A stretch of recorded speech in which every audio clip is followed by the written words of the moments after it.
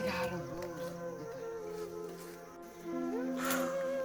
कति गाह्रो हो काम गरी खानु साह्रै। ए कान्छा कान्छा, है एक लोटा पानी ले त। कान्छा सुन्दैन कि क्या हो, घर छैन क्या हो? कहाँ गएको छ त्यो कान्छा पनि? घरमा छैन क्या? घर हुनुपर्ने हो, कहाँ गएको छ?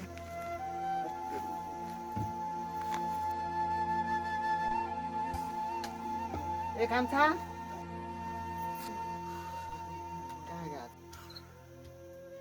कहाँ गएको छ त्यो कान्छा पनि? घरमा छैन जस्तो छ।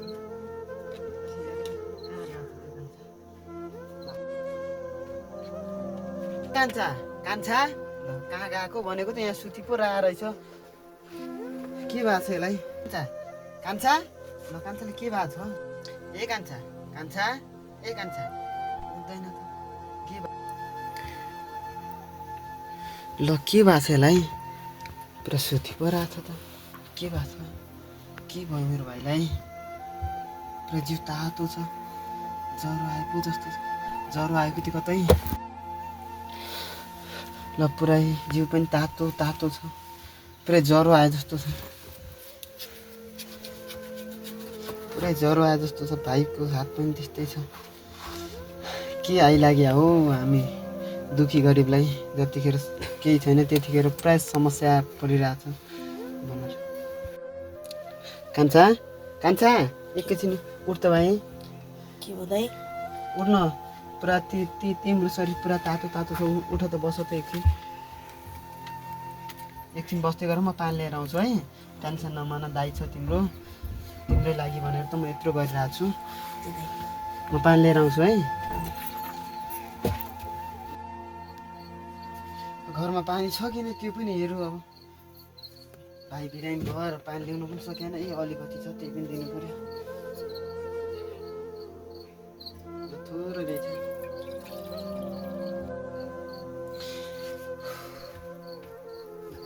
ल फेरि पो सुते। धेरै गाह्रो भयो क्या हो?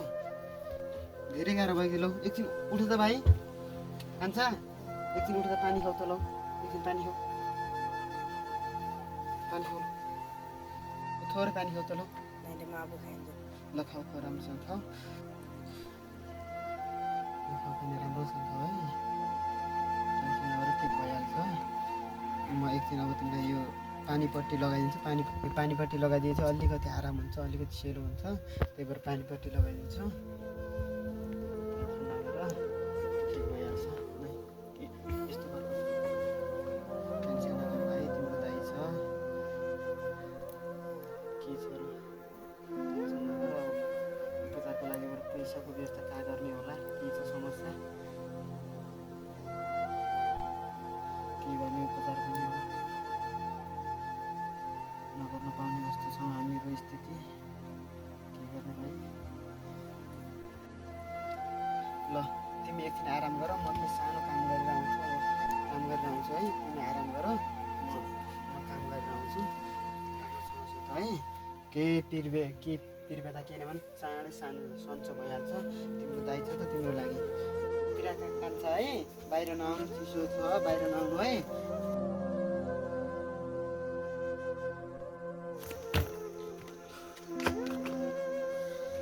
हे भगवान्, के समस्या आइलाग्यो यस्तो?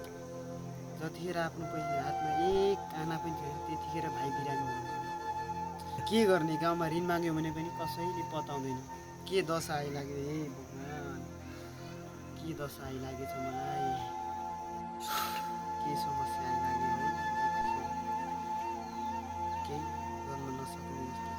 हामी गरिबको जिन्दगी यतिमै सकिने रहेछ।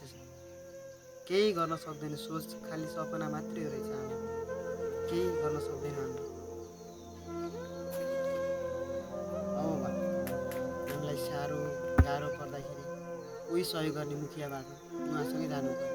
अलिकति हाम्रो दुःख व्यथा सम्झेर अलिकति पैसा दिइहाल्छन् कि अलिकति यसरी बसेर भाइले थला पार्नुभन्दा मुखियाको घरतिर जान्छु, कतै दिइ पो हाल्छन् कि।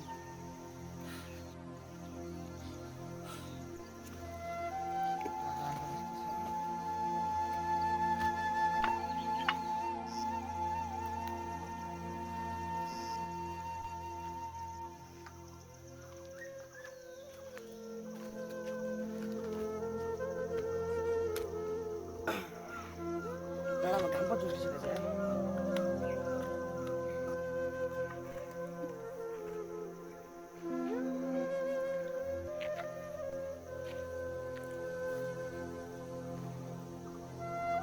धन एक गिलास पानी लिएर आऊ त बाबु।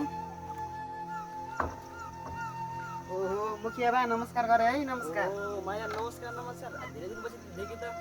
के गर्ने मुखिया बा भाइ काठमाडौँदेखि आएदेखि घरमा कामले गर्दा के फुर्सदै मिल्दैन आउनै मिल्दैन त्यही भएर आउनु पाइन। ए अरू के छ त घरको? अनि माइला आजभोलि त हाम्रो घरमा आउने पैसा त के भयो तपाईँलाई? होइन बा भाइ काठमाडौँदेखि आएछ अब भाइसँग पहिला एक्लै हुन्थ्यो र हजुरको घरमा आउँथ्यो आजभोलि भाइ साथसँग छ त्यही भएर भाइसँगै हाँसखेल गर्दै बसिरहेको छु। ए भाइ आइसक्यो हौ। भाइ अस्ति आयो काठमाडौँबाट। भाइ कहाँ छ? भाइ घरमा छ मुखिया बा घरमै छ तर एक समस्या परेको मुखिया बा। के समस्या होला भन्नु न।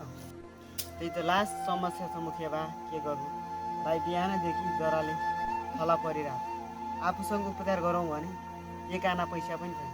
कतै हजुर भाइलाई उपचार गर्नको लागि अलिकति सहयोग गर्नुहुन्छ कि भनेर हजुरकोमा आएको मुखिया बा। अनि हेर मैले दिन त दिने हो तैँले 1 वर्ष अगाडि ल्याएको 10,000 रुपियाँ मेरो भाइलाई काठमाडौँ पढाउँछु भनेर तैँले लिएको पैसा दिएको होइन होइन। अनि मैले कसरी दिएँ तँलाई भन् त खै। के गर्नु मुखिया बा लाएको बाली जति सब पसिनाले खायो त्यो बाली बेचेर भए पनि हजुरको पैसा दिने विचारमा थियो तर त्यो बाली पुरा पसिनाले खाएपछि के गर्नै सकिएन।